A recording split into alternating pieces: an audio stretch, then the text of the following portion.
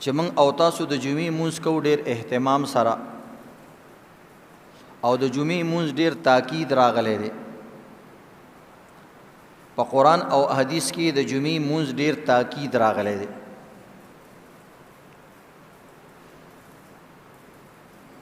نو د دې وجې نه جمعې مونځ ډېر اهتمام سره کول پکاري اهتمام مطلب څه دی چې د جمعې مونځ د قواعدو د شرایطو د آدابو خیال وساتلی شي نو دا خو تفصیلی خبرې دي خو د جمعې متعلق درته یو څو خبرې کوو لږې په مزه که بچې دا کنګاړې ختم کړه نو چې دا مسائل انسان ته نه پوهېږي گونج پکې ختم کا ساده आवाज کو به تیز کا نو د جمعې مونځ متعلق نه پوهېږي بس نورم دې خراب کو بسم الله الرحمن الرحیم د جمعې مونځ متعلق مس پرې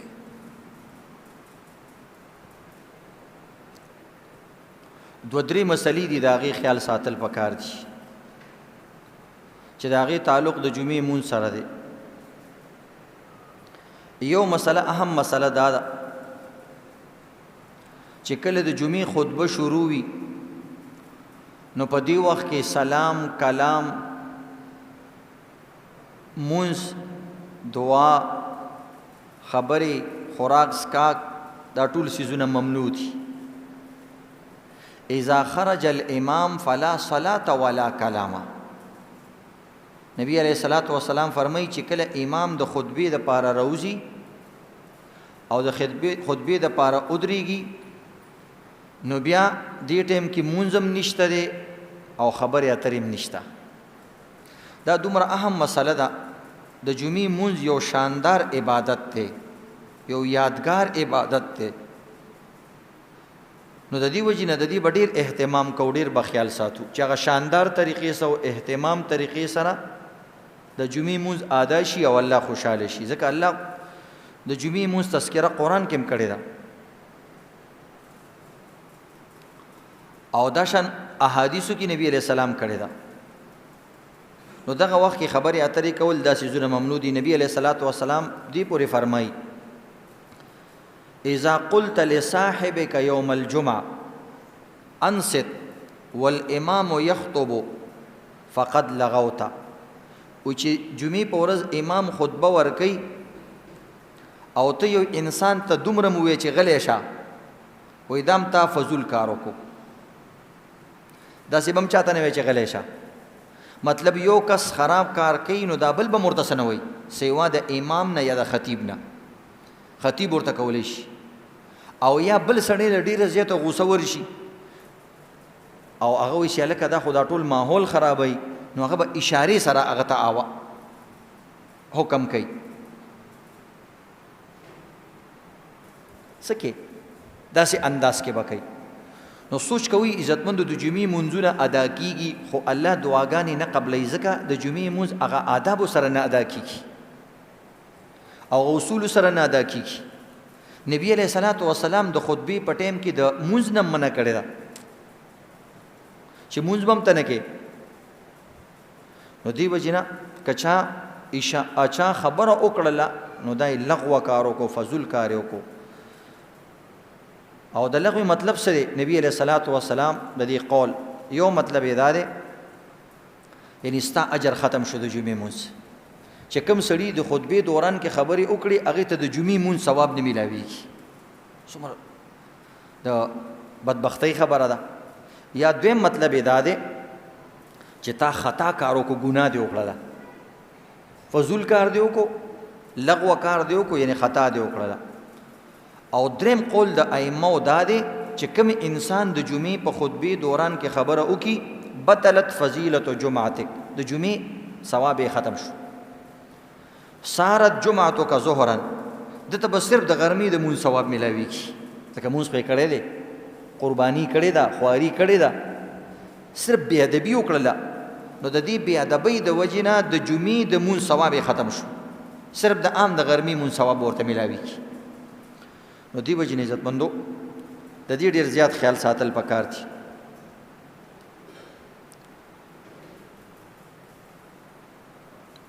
البته ما درته وویل که کوم انسان ډېر زیاتې کوي نو هغه ته اشارې سره آواز کولی شي، یا استثناء پکې شته. امام چې کوم ولاړي خطیب ولاړي، چونکې خطیب ولاړ هم د دې لپاره چې خلکو ته عقل وښي، خلکو ته ادب وښي، دته اجازت د خبرو د دې وجې نه وي. امر بالمعروف وکړي او دام یو امر بالمعروف دی چې یو انسان ته وایي چې ته جومات کې غلط کار مه کوه، خو عام کسانو ته په دې وخت کې د امر بالمعروف اجازت هم نشته چې دا دې دا ښه کار وکړي. البته یو انسان دی هغه د جمعې خطبه ده او د خطبې دوران کې د موبایل وکړنګېدو، موبایل یې بجاو شو، نو موبایل به بندوي، د دې اجازت شته. بل دې ورته اشاره وکړي کني خپله دې بند کړي، نو د دې اجازت شته. نور د مونځ اجازت هم نشته. دویمه مسله دا ده چې د جمعې خطبې احکامات دومره سخت دي، نو آیا دې دوران کې مونځ کول څنګه دي؟ نو حدیث پاک کې منع راغلی لا صلاة ولا کلام. یو روایت کې راغلی چې نبی علیہ الصلوۃ والسلام زمانه کې یو کس داخل شو، هغه 2 رکعاته د تحیت المسجد وکړو، او زمونږ عالمان وی دغه حکم به منسوخ شوی د نبی علیہ السلام په دې قول سره چې لا صلاة، بس اوس مونځ بم نه کوي دې دوران کې، یا هغه د خاص یو عذر دغه د وجه نه هغه نبی علیہ السلام ورته پاسې گئے 2 رکعاته وکړه. هغه غریب و چې خلکو ته دغه حالات معلوم شي چې هغه سره مدد وکړي، او یا هغه حدیث منسوخ شوی دی، نو اوس به مونځ هم نه کوي. البته یو سړی داسې دی مونځ ته ولاړو، دې دوران کې امام خطبه شروع کړله، نو بیا 2 قسمه مونځ دی، یا به نفل کوي یا به سنت کوي. نو که سنت مونځ کوي نو سنت دی پوره کوي، سنت مؤکده، او په دې دا ګناهګار نه دی، ځکه چې کم وخت کې د شروع کوله نو خطبه نه وه شروع. د خطبې نه خاص هغه عربي خطبې مراد دي، هغه 2 خطبې چې ویل کېږي او منځ کې پکې عالم کینی. او که نفل مونځ کوي نو علماو لیکلي دي چې 2 رکعاته پس د سلام وګرځي، نفل هم دې نه کوي، خطبه کې دې شریک شي. نو دا عزتمندو یو اهم مسله ده، نو دې وجې نه د دې خیال ساتل پکار دي. دویمه مسله دا ده د خطبې په وخت کې چونکې د خبرو اترو د دعا نه منع راغلی ده. بعض عالمان وایي چې د پرنجي جواب ورکول واجب دي، خو که د خطبې ټایم کې چا پرنجي وکړو نو په جهر آواز سره د پرنجي جواب هم مه ورکوه، په زړه کې ووایه. بل یو اهم مسله ده چې کله د جمعې خطبې ویلی کېږي نو د دعا نه منع راغلی ده. نو کله خطیب ان الله وملائکته یصلون علی النبی یا ایها الذین آمنوا صلوا علیه وسلموا تسلیما، دا آیات وایي درود شریف وایي. مطلب د دې دا د عربی کې چې الله هم درود وایي، فرشتې هم وایي، تاسو هم درود وایي. نو دلته خو حکم راغلی. نو زمونږ علماو لیکلي دي چې د جمعې خطبه او د جمعې ورځ دومره محتم ده چې دلته به درود شریف هم په تیز آواز نه وي. حالانکه درود شریف څومره لوی عبادت دی، څومره د دې ثوابونه دي، خو د درود شریف خپل ځایونه دي. بعضو ځایونو کې درود شریف هم نه وي. د اسلام حکم دا دی چې کله خطبه ویلی کېږي یا 4 رکعاته مونځ کې فرض او تحیات باندې ناست دی، عبده و رسوله پورې د مونځ وویلو نو فوراً به پاسېږي، دلته به درود شریف نه وي، ځکه چې ته 3 رکعات 4 رکعات درته پاتې دی. که تا وویلو نو سجده سهو د باندې راځي. نو درود شریف عبادت دی، خو د عبادت دپاره خپله طریقه هم په شریعت کې راغلی ده. نو دې وجې نه عزتمندو د جمعې په خطبه کې که درود شریف وی نو په زړه کې به یې وی، جهرن درود شریف هم نشي ویلی، دا بله مسله ده. او درېمه مسله دا ده، بعض ملکونه مثلا بهر ملکونو کې عرب ممالک کې هلته طریقې کار دا دی، چونکې هلته خو د پښتو اردو بیان نه، نو د هغوی هغه عربي خطبه بیاني، هغه تذکیر می، وعظ می او بیان می او خطبه می. او مونږ چونکې پښتو کې وعظ بیل کو او خطبه ځکه مونږ بیا وروسته وایو، نو هلته داسې وي د هغوی ترتیب دا دی چې هغوی څنګه ټیم داخل شي بس خطبه شروع کړي، اذانو کې خطبه شروع کړي. نو امام ډایرک ولاړي، نو هلته انسان ته د سنتو موقع نه میلاویږي. او سنت خو د جمعې ورځې 4 رکعاته د مونځ نه مخکې دي. زمونږ ځایونو کې خو موقع میلاویږي، اعلان وشي چې سنت وکړئ، هغه ملکونو کې موقع نه ملاویږي د سنت ادا کولو، نو بیا به دا کسان سنت کله کوي؟ ځکه چې جمعات ته راشي نو خطبه شروع وي، خطبې دوران کې مونځ نه کېږي، نو اوس به 4 رکعاته سنت څه کوي؟ کله کوي؟ بهتره طریقه دا ده چې کومه اجره کې او کم علاقه کې او کم کور کې پاتې کېږي سنت دی هلته وکړي، بیا دې راشي خطبې منځ کې دې راورسي خیر یا مخکې نه دې وکړي، او کرال او خطبه شروع ونه بس بیا دې سنت نه کوي چې کله فرض مونځ امام سره وکړي د هغې نه بعد دې بیا سنت وکړي. هلته به دې طریقې خیال ساتي. نو دې طریقې سه یو مسله دا شو. نو دا اهم مسلې دي عزتمندو چې د جمعې مونځ سره تعلق لري، ځکه جمعې ورځ باندې د خطبې دوران کې خبرې کول ممنوع دي. یو حدیث پاک کې راځي من تکلم یوم الجمعه والامام یخطب فهو كمثل الحمار يحمل اسفارا. وای چې کوم انسان د جمعې د خطبې دوران کې خبرې کوي، حدیث کې سخت الفاظ راغلي دي، وای د مثال د خره دی، یہ گدا ہے، او اسی په ځان باندې شړۍ د شیر اچولې ده، نور د ګدې د خر مطلب دا دی چې دا بې وقوف انسان دی. دا وی ډیر بې وقوف انسان دی چې امام خطبه ورکوي او دا خبرې کوي، بیا وی والذي یقول له انصت لیس له جمعة، او وی کوم سړی دا دومره اهتمام والا خبره ده چې بل سړی ورته وی چې خبرې مه کوه، وی دې سړي ته هم د جمعې مونځ ثواب نه میلاویږي. اشاره بکې یا صبر بکې یا به امام او خطیب وایي چې خبرې مه کوه. نو دې دوران کې عام خلکو له خبرې هم نه دي پکار. دې وجې نه عزتمندو یو صحابي د جمعې خطبې دوران کې نبی علیہ الصلوۃ والسلام یو صورت ویلو، نو یو کس ته تپوس وکړو دغه صورت باره کې چې دا صورت کله نازل شوی دی، یو مسلې تپوس یې کو، هغه ورته غلی شه او جواب یې ورنه کړو. وروسته یې تپوس وکړو، ویل ګوره ما تا نه څومره اهم مسلې تپوس وکړو چې دا صورت کله نازل شوی او تا ماله جواب رانه کو. نو نبی علیہ السلام له بوتلو ویل جی ګوره ما ته تپوس وکړو د نیکۍ او ماله جواب رانه کو. ویل نه وی دی صحابي صحیح کار وکړو، دی وخت کې خبرې نه پکار د نیکۍ چې امام خطبه ورکوي. نو دی وجې نه عزتمندو د دې خبرو ډېر زیات خیال ساتل پکار دي. یو حدیث پاک کې راځي چې هر انسان د دې وګې دی چې ماته د یو مونځ د یو عمل پوره ثواب میلاو شي. نو پوره ثواب به څنګه میلاویږي؟ د جمعې مونځ پوره ثواب چاته میلاویږي؟ د دې دپاره خپل شرایط حدیث پاک کې بیان شوي دي. نو عزتمندو دې ته غوږ کېدی چې د دا شرایطو من خیال وساتو. نبی علیه الصلاة والسلام فرمای قال رسول الله صلی الله علیه وسلم من اغتسل يوم الجمعة ومس من طيب امرأته إن كان لها ولبس من صالح ثيابه